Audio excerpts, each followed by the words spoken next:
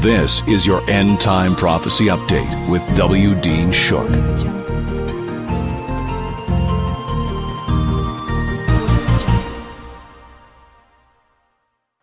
Welcome to this edition of Prophecy News Update. I am your humble host, W. Dean Shook.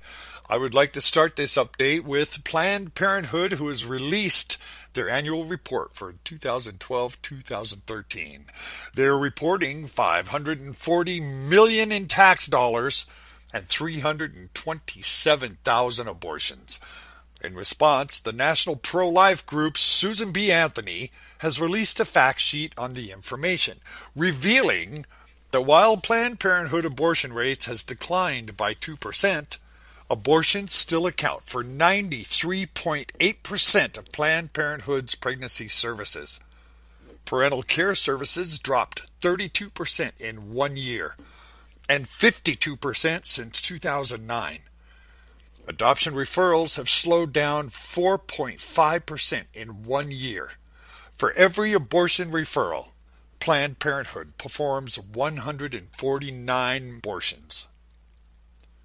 The fact sheet also details Planned Parenthood's finances, revealing that during fiscal year 2012-2013, Planned Parenthood reported receiving $540.6 million in taxpayer funding and nearly $1.5 million per day. Planned Parenthood reported $58.2 million in excessive revenue and more than $1.3 billion with a B in net assets. In 2012, Planned Parenthood performed 327,166 abortions. That's a 2% drop from 2011. And over the past 3 reporting years, 2010 to present day, Planned Parenthood has performed nearly 1 million abortions. And after reviewing, had the following comments. Business is booming for America's largest abortion provider, which receives public funding at a rate of $1.5 million per day. Planned Parenthood's largest annual report shows that they performed 100,000 more abortions in 2013 than 10 years ago. Meanwhile, cancer screenings and parental services, including adoption referrals, continue to drop. Planned Parenthood claims to be a trusted health care provider to women and girls, but their members tell a different story. Planned Parenthood is a business whose entire mission is to make profit from abortion. And just on a personal comment, it's illegal for taxpayers to pay for abortions. So how do they get away with this?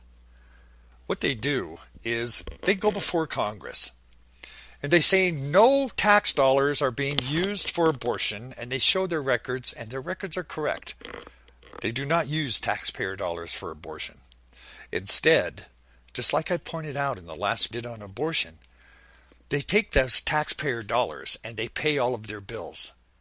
All of the bills are paid.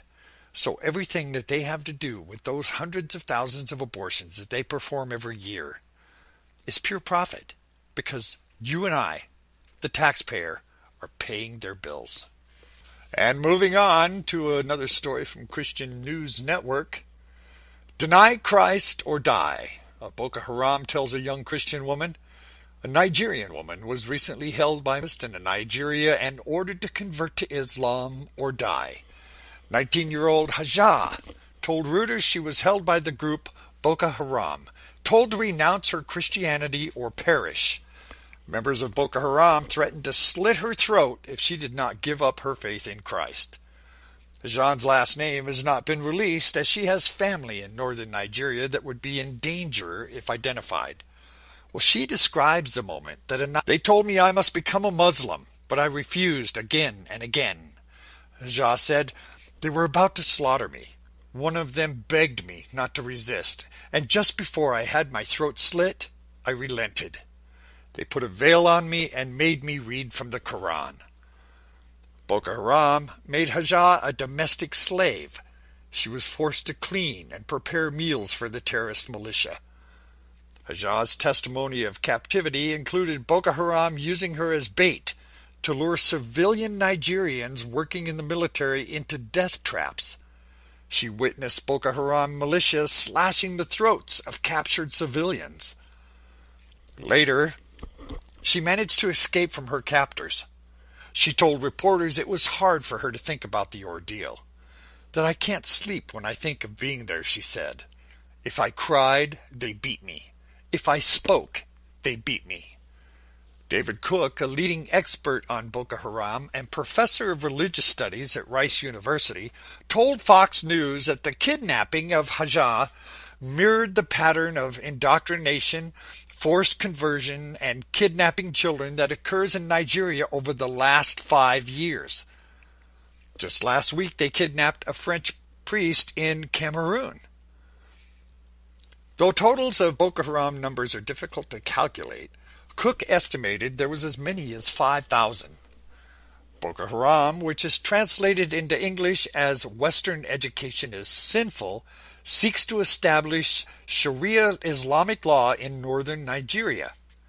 Well, President Goodluck Jonathan, a professing Christian, has waged war against Boko Haram in an attempt to root them out, and he's faced resistance from the group. Nigeria is divided into Muslim-majority North and Christian South. According to the International Christian Concern, which is a Christian organization that records Christian persecution around the world, many girls in Muslim-majority areas of the country are being abducted and being forced to renounce their faith.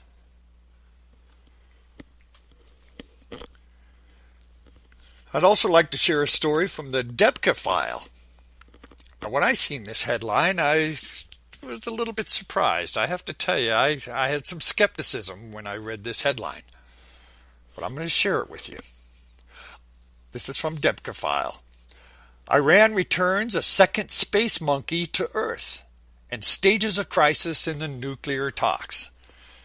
Yes, that's what I said. Iranian President Hassan Rouhani announced Saturday, December 14th, that a monkey had been successfully launched into space and brought back to Earth safely aboard a homemade biocapsule.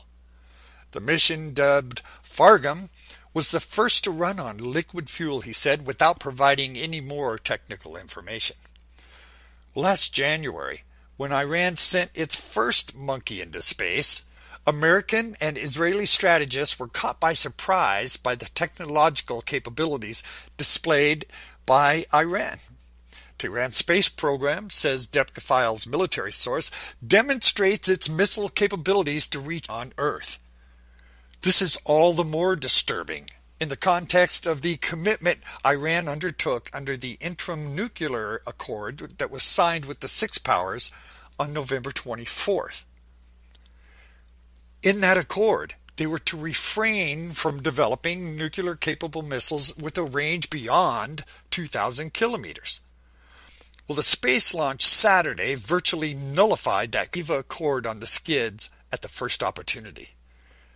The Iranians followed through on it after the White House acted Thursday, December 12th, to tighten sanctions by adding new Iranian companies and individuals engaged in the oil industry to the list of targets. Tehran had apparently threatened to break off nuclear negotiations if any more sanctions were imposed, and indeed, on Friday, the Iranian delegation abruptly terminated the talks taking place in the Six Powers in Vienna. Now, according to them, they announced they must return home for consultations. The delegation left unfinished work on the practical applications of this Geneva Accord, and they left a date set to start 6-month interim period and their freeze on their nuclear program up in the air. Well, finally, a disturbing story reported by Life News. This comes from Belgium, where the Belgium Senate has approved measures allowing doctors to euthanize children.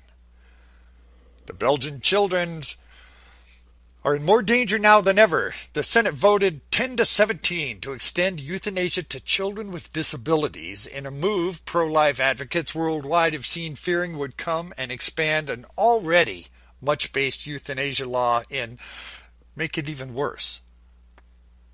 Of the 17 who voted against the bill, The majority were from the Christian Democrats, which is a traditionally Catholic political party.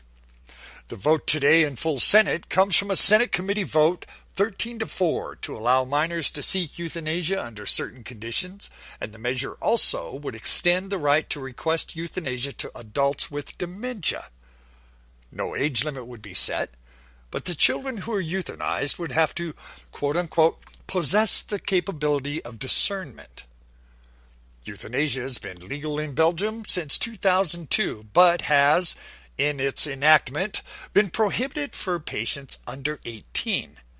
Now, while euthanasia is legal in a handful of countries in Europe, Belgium is the first country in the world to lift all age restrictions in this practice. In 2012, Belgium recorded 1,432 cases of euthanasia, a 25% increase from 2011.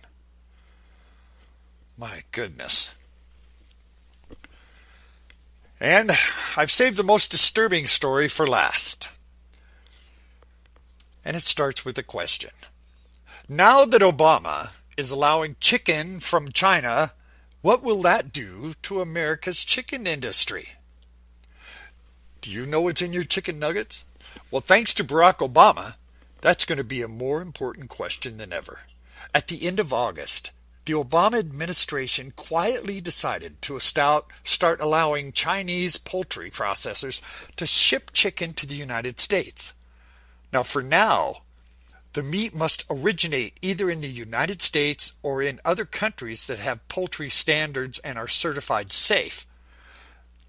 What this means is that chicken from the United States will be shipped all the way overseas to China, processed in plants there, and then shipped back across the Pacific Ocean for us to eat. Only a limited number of companies are expected to take advantage of this, but according to U.S. Senator Charles Schumer, a USDA report that Congress has seen indicates that China will likely be allowed to directly import their own chicken into this country within a year. What makes all of this even more disturbing is that a country of origin label will not be required on any of the chicken that's processed in China. So in the years ahead, you could be eating chicken processed in China and not even know it. Every year, U.S. consumers spend about $70 billion on chicken. That's a tremendous amount of money. The U.S. chicken industry supports a huge number of jobs. So what's going to happen if cheap chicken from China starts flowing and flooding our market? It shouldn't take too much imagination to figure out what's going to happen.